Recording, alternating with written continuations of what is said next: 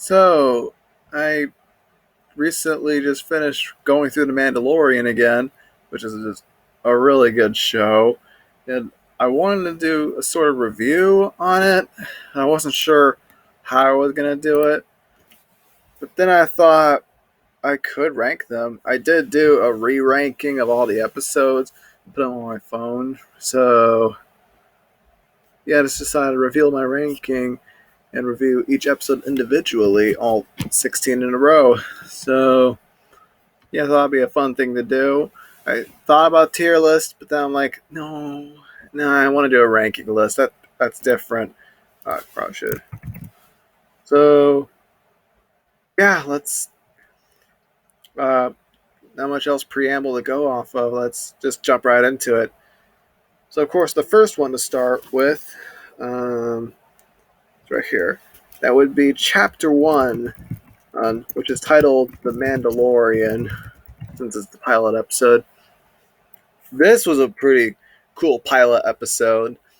Um, like when I first saw this, it immediately got me intrigued to keep watching. Like you're introduced to this character, and it does a great job of getting you intrigued to know more about him. I saw somebody complain that this episode didn't really do much world building. I didn't really do a great job getting you to figure out what the heck is going on around the world, around the galaxy. I mean, which sure, but I don't know, because I got myself interested in the character, I didn't really care about that, the world building around him. Um, um, like it establishes the Mandalorian as this ruthless bounty hunter who was very expensive. He'll do anything, but with a high price. Like he even freezes people in carbonite. Um, but he's not overpowered. He's not Rey, where he can do anything. Like we see him try and get on what's it called, the blurg, and we see him constantly fail to ride it, but then eventually learn. Like he's not over. He's not like he can. He's not a character who can do anything. He's still a human person who still doesn't. There are some things in the galaxy he still needs to learn. So glad they did that. And again, they did a really good job with the backstory, a foreshadowing, getting you curious to learn more about this guy, and it definitely got me interested to watch the whole show. So, also the action at the end is pretty sweet when IG-11 shows up, and then of course, Grogu shows up for the first time, and it's like what? It's like the job of a pilot episode in a TV show is to get you interested to keep watching, and this definitely did that for me. And it did for a lot of people too, clearly, since so many people love the show. All right. Then we get Chapter 2, titled The Child. And not as good as the as the first one, but I still like it. I honestly forgot how much this particular one made me smile. Yeah, that's the thing that this whole show does really well. Just get me to crack a smile on my face, which a majority of the sequel trilogy I felt didn't do at all. So Chapter 2 is definitely a little more fillery. Like both episodes end in the same spot where it's like now this guy has to get the child to the Empire. So this ends at the same spot where he's still on the planet but leaving, but it's still cool. You see him begin to bond with the child. He's seen more of how he can't do everything when the Jawas shoot him off, and he grows more of a bond with Queel as well, the Ugnaught, and fights the Mudhorn, and Grogu ends up lifting the Mudhorn, which foreshadows how the Mandalorian will have a closer connection to him, knowing that he can save his life. And yeah, it's a little boring, but I like this episode. It's really cool. Next is Chapter 3, The Sin, which I'm surprised I didn't prefer over the last one. No, I didn't prefer over chapter 1, but yeah, chapter 3, the sin. So, in this one, Din Djarin gets to the planet where he's supposed to deliver Grogu, and then they tell him that he can just go on about his life. What I like about this episode is that you can see the guilt. Like, he regrets it because he just delivered the person who just saved his life to somebody, and he doesn't know what's going to happen to him. It's like you can feel the guilt. That's one of the cool things about the show. Even though you don't see this guy's face, you do understand the conflicts going around inside. You get a hint more about his backstory, about the battle droids, how that flashback was set during the Clone Wars of all things. He breaks up with the guild, rescues the child, and the moment the episode ended, it just got me even more curious. It's like, wow, what's going to happen next? Where's he going to go? What's going to do with this kid? It's just, this is a fun episode, especially when the Mandalorians all came in and together to fight for Din Djarin. Like, it is so awesome seeing them fight in live action. It's like, I don't know, I just kind of geeked out at that, seeing Mandalorians fight in live action for the first time. It's like, it's pretty sweet. That's another thing the show does really well. It's fan servicey, but it doesn't feel fan servicey. Like, it feels like a natural process in the story. Unlike episode 9, but I don't want to talk about that anymore. So, yeah, that's chapter 3. Moving on to chapter 4, which, strangely enough, I found myself enjoying so much more than I initially realized. That I actually prefer this over the chapter 1. Like, this is actually a lot better than I remember. You see Din Djarin go to this peaceful planet to try and where thinks he can raise Grogu there, or at least leave him there. And again, it does a really good job delving into into Din Djarin's character, even though, again, you don't see his face, and introduces Cara Dune, and they fight a freaking ATST, which, like, I gotta say though, like, the ATSTs have always been kind of eh. Like, you see them in Empire Strikes Back for like a couple seconds, and they're nothing compared to the AT-ATs. You see them a little more in Return of the Jedi, but then the Ewoks take it down pretty easy, and Chewbacca drives one at one point. And they show up briefly in Rogue One. Here, this ATST is pretty awesome. Like, they show you that even, like, this thing is powerful. Well, it's just that the movies never really showed that. This thing can obliterate a lot of things, and even one ATST is powerful and tough to beat down if you don't have ships to do it. And I love that they did that. So, yeah, again, enjoyed this episode a lot more than I initially realized. And yeah, that's it on that one. Next is Chapter 5, The Gunslinger, which is definitely one of the lesser episodes. It's a lot lower on the list. So, Din Djarin goes to Tatooine, and he goes on a mission with this one guy who's new to the guild, so they can find this other bounty hunter named Fennec Shand, and so he can get more money to repair the Razor Crest so he can take off. Again, it's not bad. I just found it okay at best. Like, it was a little fan servicey, seeing the Tusken Raiders. They can actually be reasoned with. You can actually communicate with them. Like, that was something that I thought was really cool. That's now canon. And then, like, that fan, like, I even saw somebody suggest that maybe Dooku or Palpatine told them to capture Anakin's mom back in the prequels. And now with this episode, it's like, holy crap, that possibility is even more possible now. um, but yeah, other than that, oh, and the fight scene where Din Djarin and that other guy, I can't remember his name, but they're going after Fennec Shan and they shoot the lights out. That was a pretty cool action scene, but other than that, there's not much else. This episode felt more like it was just trying to set up Fennec Shan as a character before she shows up with Boba Fett in season 2.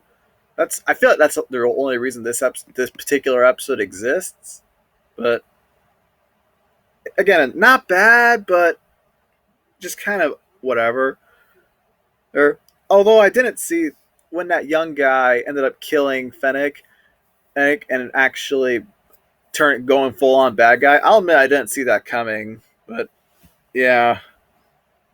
And then we got Chapter 6, The Prisoner, which I've seen some people say that's the best one, which I disagree, but it is pretty good. I'd put it right here. Here. Now, in this one, we see Din Djarin go with a group of bounty hunters that he used to know, and some new faces of his, and they go to this New Republic ship to break out a prisoner. It is pretty sweet. It's kind of more of what I expected this show to be going in, so that's something. But all these new faces are sweet. Bill Burr somehow works in Star Wars. I don't know how. Berg is is a beast. Apparently, he's voiced by Clancy Brown, and yeah, he's pretty strong. On the Twi'lek was also kind of cool, and the droid was. They were all cool, and I was kind of surprised to find out that Din Djarin didn't end up killing them in the end. He let them all live. I could have sworn he killed them all, but oh well. And that's like the closest we'll see, closest to Batman in Star Wars too. So yeah, this was a fun episode. I wouldn't say it's the best like some people say, but it is definitely a highlight of season 1. Next is Chapter 7. And let me do that. Which is titled The Reckoning. Oh, sorry. So this one, of course, is the part 1 of the 2-part season finale, where Din Djarin, what's the phrase? Gets the band together, or gathers a posse, something like that, and goes to kill the client once and for all, so that they can stop coming after him. And we're introduced to Moff Gideon at the end. Yeah, it was cool seeing them all together. Yeah, Queel, Cara Dune, and Grief Karga, and IG-11 all in the same episode.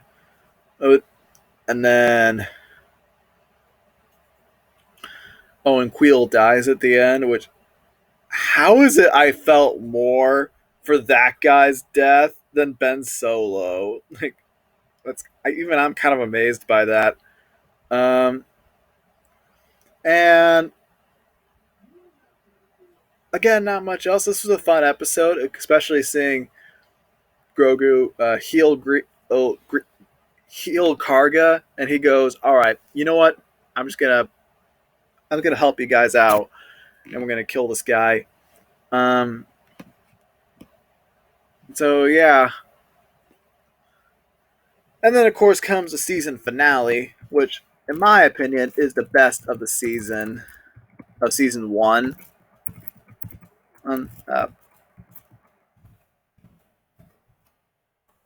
Which is Chapter 8, Redemption. This was a pretty darn cool finale. It's like, first of all, this is directed by Taika Waititi, who of course directed Thor Ragnarok. And you can tell pretty much immediately when the episode starts and you see the stormtroopers is quipping and joking around like you would see, which I could see in Ragnarok. And IG-11, of course, kills them after they beat the crap out of Grogu, and then and then you see and then Din Djarin, Karga, and Cara Dune fight a bunch of stormtroopers before Gideon pushes them in back in. Honestly, it was pretty fun seeing them fight all the stormtroopers. I don't know, there's just something I like about seeing characters just fight stormtroopers. Although I prefer clones shooting battle droids. We get more into Din Djarin's backstory, find out who he really is, and actually see his face, and which concludes the first part of his character arc for season 1, which is opening up more, or allowing more people to see him as he really is. He still doesn't show his face, but he's not there yet. Then it sets up season 2 with him going to take Grogu back to the Jedi. And also the IG-11 dying was also pretty sad. And of course, the big surprise at the end that Gideon had the Darksaber the whole time. Yeah, that was pretty darn cool. Like, didn't this episode come out like a week after episode 9 or something? It was like, how is it that was a bigger twist than Rey being a Palpatine? That was a better. I know. I'm sorry. I like bashing on Rise of Skywalker all I want. Pretty much every chance I get, I want to bash on it because I just hate it so much. But all right, enough of that. So that's the season. That's season 1. A pretty good season. I found myself really enjoying it. Oh, another thing I really enjoyed about it. There are no old characters. These are all new characters. None of them are pre-established. We don't know any of them. They establish entirely new characters, which is a pretty bold move. Ooh. Like even Rebels season 1, it introduced whole new characters, but it still had old characters show up from time to time. Lando showed up, Tarkin showed up, and Vader and Ahsoka showed up in the finale. But here it's like we're not even going to bother introducing any old characters. We're doing entirely new ones. And I felt like it paid off. You can reintroduce old characters in the next season. Although they did have the Darksabers, so I guess that's one thing. So then we move on to season 2. On to chapter 9, The Marshal, which is actually the longest episode. Surprisingly, I found myself not enjoying it as much as I remembered.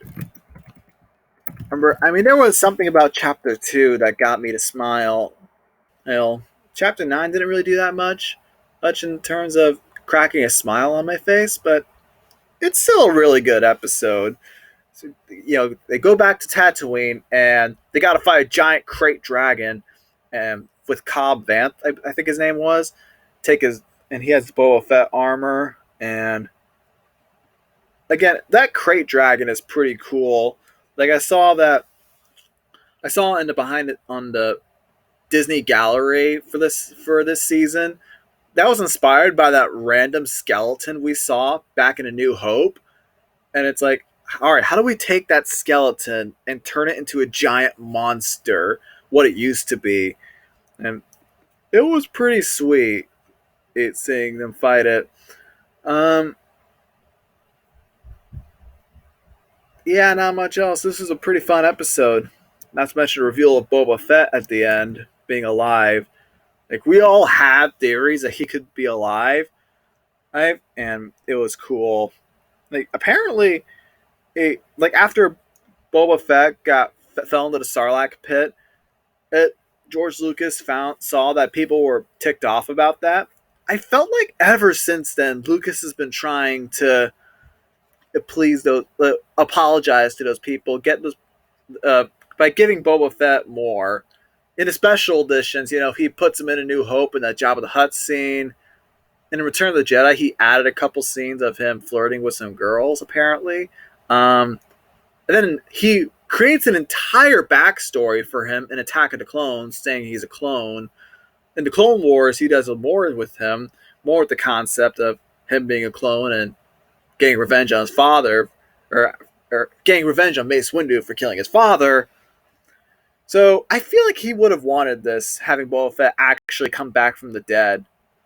So I think I read somewhere that he actually planned Episode 6 Special Edition to have Boba Fett come out of the Sarlacc pit, but they ended up never doing it. So yeah, it's sweet. Yeah. But anyway, we're not at Boba Fett entirely yet. So moving on. Chapter 10 next, which is called The Passenger. For me, this is I wouldn't say worst because it's not bad, but it's definitely my least favorite episode of the whole show. Oh, it's definitely the most boring. I mean, again, it's not bad, but it's probably the most boring episode. You know, it starts off fine and good. Like, all right, we got to go to this one planet and find Mandalorians on that planet. All right, simple enough. So we go over there, no hyperdrive. They fight some New Republic X-Wings, or no, they get chased by them. And then they crash, and the rest of the episode is just kind of stuck in this cave fighting spiders. Which, again, them fighting spiders is pretty sweet. But it was kind of boring.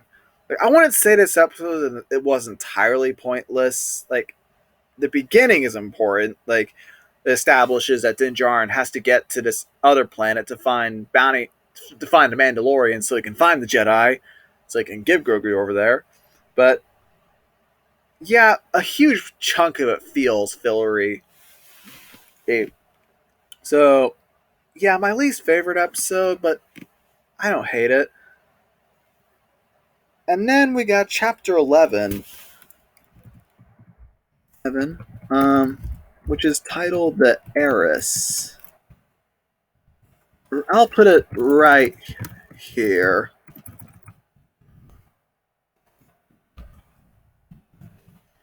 So in this one, Bo-Katan Kryze comes back from Clone Wars and Rebels. In fact, they even got the same actress, Katie Sackhoff, to come back and play her. Like, it is amazing how she looks just like the character. So first of all, it's so fun seeing Bo-Katan in live action. Seeing her fight. Other than that, there's not much to this episode other than some more Mandalorians kicking Stormtrooper butt. And she mentions she wants to go find the Darksaber because, you know, last we saw it in Rebels was she had the Darksaber, but now we find out Gideon has it, so now they have to get it back. Other than that, not much else. Yeah, there's not much else for this particular one.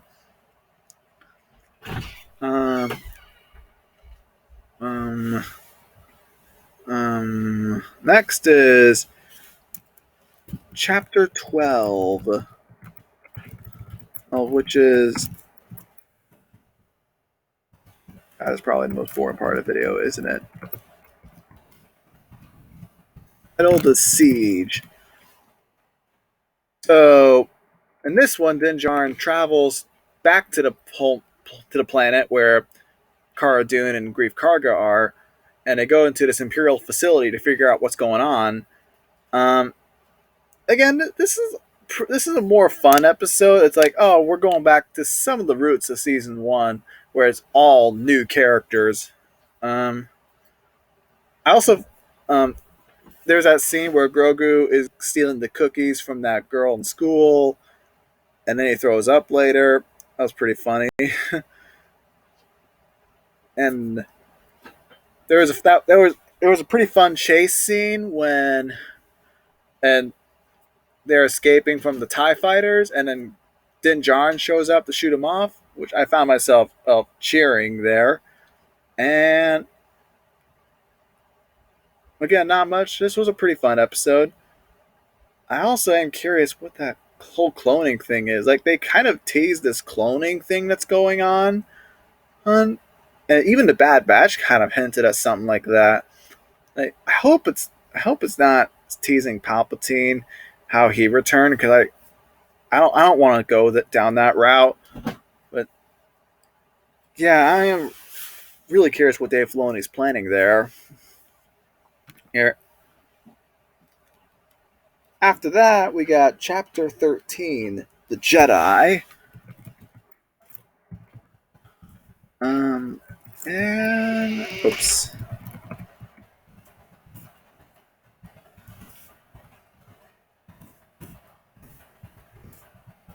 I'll put it right here.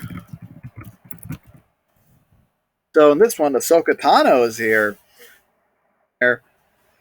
Holy cow, is Ahsoka one of my all-time favorites. Like, she is by far my favorite female Star Wars character, and in my top 10 Star Wars characters of all time. Like, I've loved her in the Clone Wars, and she was cool in Rebels as well. And the moment Bo-Katan mentioned her name, dropped her name, I was like, oh my gosh, I'm gonna see her in a live action. Like, how cool is that gonna be? It is cool. At first, it was a little jarring seeing her in live action, but eventually I got used to it. Like, Rosario Dawson's a pretty cool actress to pick for this. It's like it's so satisfying for me seeing, you go back to Clone Wars where she was a teenager and she was um not hesitant, reckless. That's the word they would use, and she was a teenager, but she eventually grew and matured over the show, where she actually left the Jedi Order, jumped to Rebels, where we see her as an adult, all fully matured and ready to take the next mission. Like, even saying she's not a Jedi anymore, and even had a face off with her former master. And here, she is basically a Jedi master. Just she's just so much wiser. It's honestly satisfying for me. It, I've heard people complain that this show requires you to have watched Clone Wars to know who Ahsoka is. I don't think so. I think the show treats Ahsoka like she's a new character, like we've never seen her before. Or and if you look at it that way, if you look at her as a new character in this episode, I think she's handled pretty well, getting you interested in wanting to see more of her. Of course, now she has her live action show coming, which I'm pretty excited for. And they just announced too that Hayden Christensen is coming back as Anakin Skywalker in that show. But okay, I'm getting off topic. This particular episode, I just realized I barely talked about this particular episode. Anyway, so again, Ahsoka is cool in this. It doesn't take too much screen time away from Din Djarin, though. He still has a time to shine with Grogu. We find out what his name is finally. And it is cool seeing Grogu learn more. Grogu doing that. The ball. Oh, also, Ahsoka's reasoning for why she can't train Grogu was actually spot on. Like, that made so much sense to me. Like she's like, no, she's too attached to Din Djarin. She's too attached to you. I've seen in a fully trained Jedi had attachments and turned to the dark side, which, man, like, and the moment I heard that, I was like, wow, that's actually good reasoning. She would be afraid, especially what happened, since we all know what happened to Anakin, and since he was her master, you would she would understandably be afraid of someone like that. So I don't know. I just found that really good reasoning. Um, but yeah, this was a solid episode.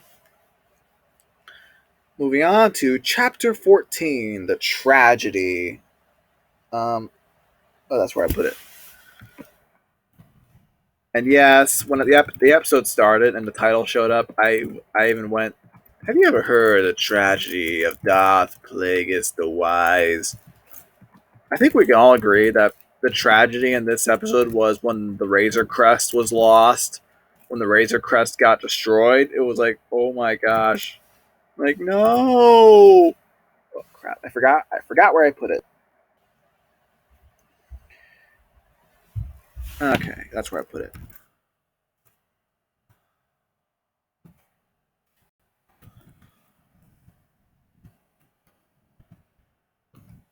All right. So, well, yeah, the Razor Crest got destroyed, and honestly, what the moment they blew it up, I realized I didn't even realize that I got attached to that ship. Like it blew up, and I was like, well, "Holy cow!" I didn't even realize I liked that ship so much. But okay, and then there's of course in this one, Boba Fett is the biggest highlight. This episode is directed by Robert Rodriguez, and now he's in charge of the Book of Boba Fett, which we still don't have a trailer for, even though it's coming out in 2 months. Um, and yeah, this episode made me more excited for that show. Like, holy cow, is the Boba Fett freaking awesome in this? It's like, again, this is definitely one of the more fan servicey episodes. And again, it's so well done. I love seeing Boba Fett kick butt and put back on the armor, and it's like this is a Star Wars fan's dream come true. Seeing Boba Fett actually being in the awesome character that we all thought he would have been when we saw him back in the original trilogy. So yeah, it was like this is what we wanted to see, and that's what Dave Filoni, Jon Favreau, and Robert Rodriguez did here. And then, of course, Grogu got captured. I'll admit the one thing, though, that did bother me. I didn't even notice it when I first watched this episode, but everybody seems to have pointed out how, for some reason, Din Djarin didn't just grab the jetpack to go and rescue Grogu. And when people said that, I'll admit that is a weird thing.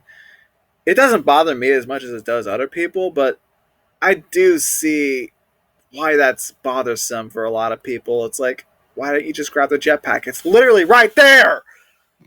So yeah.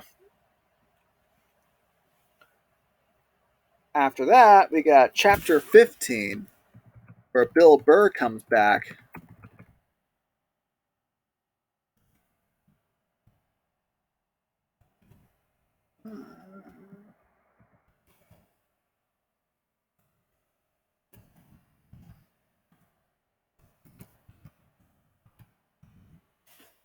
So for this one, didn't oh Bill Burr comes back and he and Din Djarin have to break into this Imperial facility so they can find the coordinates so they can find Grogu.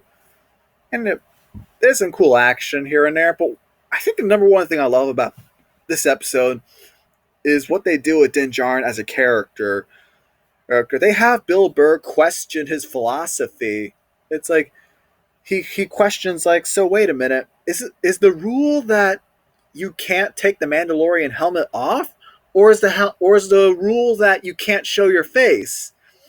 It's like it did make me think that this guy is getting desperate. He's willing to do anything to rescue this kid, even if it means breaking his religion. And that's another part of his character arc that season 2 delves into. The willingness is to break away from the way he's grown up just to save this kid. And I think it's pulled off wonderfully when he finally takes off the helmet so he can get to Grogu. It's a little weird that all that thing needs is to see a person's face to do that, but what it does for the character, I think, far exceeds that nitpick. Um, oh, and the Slave One shot. Crap, what's that thing's name? Crap, that thing that blast, that blue blast that comes out of the Slave One. Crap, I forgot what. Then it just escaped my brain. But yeah, we haven't seen that thing since Attack of the Clones, and the moment that thing just popped up, I was just like, "That's awesome!" It's like, yeah, that was pretty cool. Well, again, fan service, but not in your face fan service like Rise of Skywalker. I know. I said so. Yeah, this is also pretty fun. I can't wait to see Bill Burr come back. I hopefully he'll come back in season 3. All right, and now to wrap this up, we of course have the season 2 finale.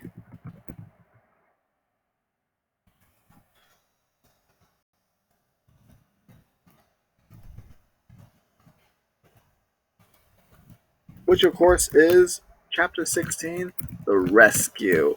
In my opinion, this is by far the best episode.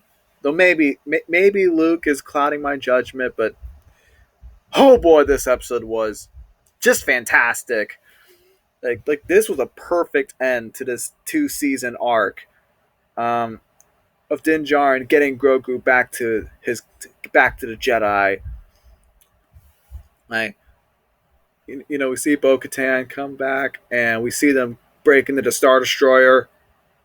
That moment though, where Din Djarin, no, not Din Djarin, where Cara Dune, Fennec Shan, Bo-Katan, and that other Mandalorian female, they all fight together. They're like, it didn't occur to me consciously at first that that was an all female scene. Like, I'm thinking about that female scene in Avengers Endgame, which felt so freaking forced. But this one did not at all. I don't even think most people consciously realize that all those characters were females. Like, that's how you do an all female scene, right? Just something out there. Here. And then Din Djarin fights Gideon with the staff, with Darksaber, and he tries to hand it back to Bo-Katan. And I think I want to address that real quick. Why is it Din Djarin can't just give Bo-Katan the Darksaber, even though back in Rebels, Sabine just gave Bo-Katan the Darksaber anyway? It's not about that. It's about the story. Like Gideon even mentions that. It's about the story.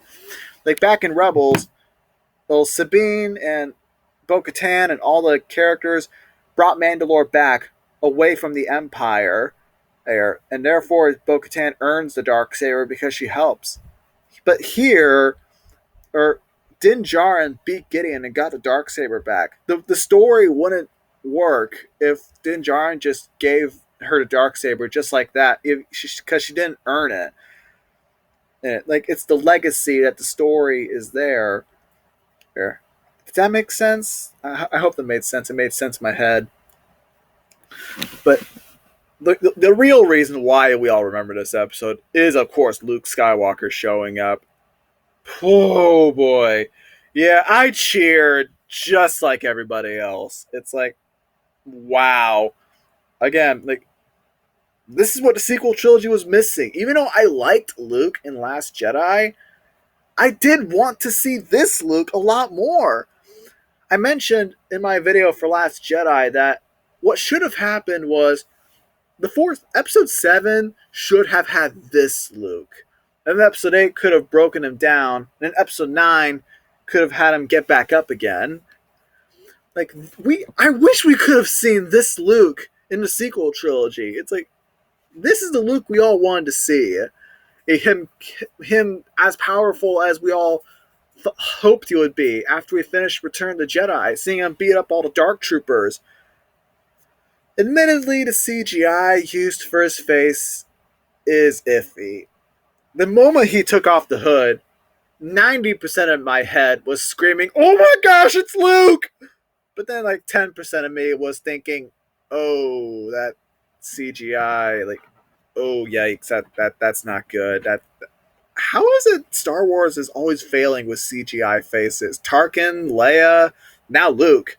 Well, Marvel is doing really well with CGI faces.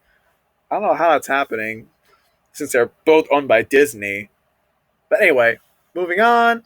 And then, of course, the emotional moment where Din Djarin says goodbye to Grogu. Again, this was a perfect finale to this 2-season arc. It's like, it's heartbreaking, but it's heartwarming as well. Like, he doesn't belong with the Mandalorian. He belongs with the Jedi. He needs to finish his training so he can become stronger than he is. And again, I was just smiling the entire time. It's like this is Star Wars.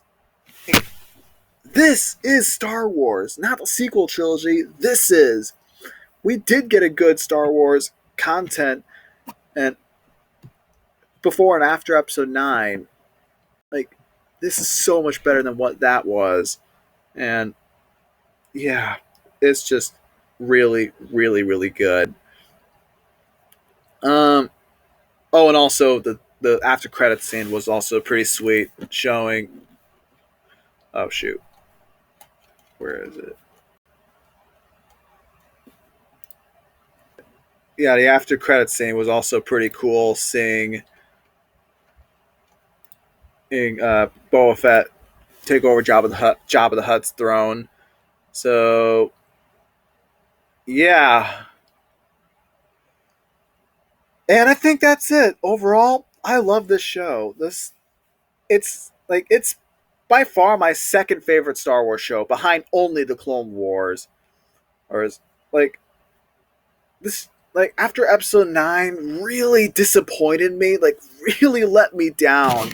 It's like I wanted that movie to be good. I like my expectations, like I wanted it to be good so bad, and it was just like one of the biggest letdowns of my love for movies.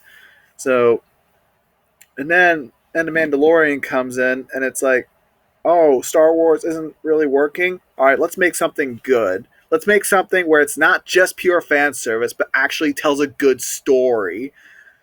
And Clone Wars season 7 also came in between, but that was cool too. And yeah, I freaking love this show. I cannot wait for season 3. Cannot wait for Book of Boba Fett. Cannot wait for Ahsoka. Rangers of the New Republic, I believe, is still coming, though they apparently put that on hold. So, curious what that's about.